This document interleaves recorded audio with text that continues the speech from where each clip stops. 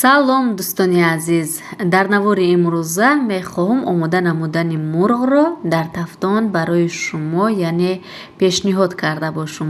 Боварӣ дорам ки бо ин тарз омода кунед, ҳатман ки ин намуди мурғ барои шумо писанд меояд. Як таъми нав, як таъми лазиз дорад.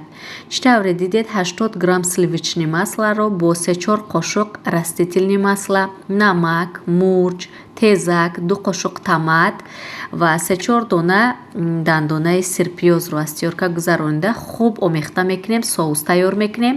Чӣ тавре дидед дохили мурғро дар аввал бо соус яъне молидам, баъдан ними лимонро ба дохили мурғ андохтам ва мувофиқи таб аз кабудиҳо укроп ва петрушка яъне истифода бурдам. бениҳоят таъми лазиз доранд ва болои мурғро анамин хел бо соус яъне мемолем, мегузорем ба муддати 20 дақиқа.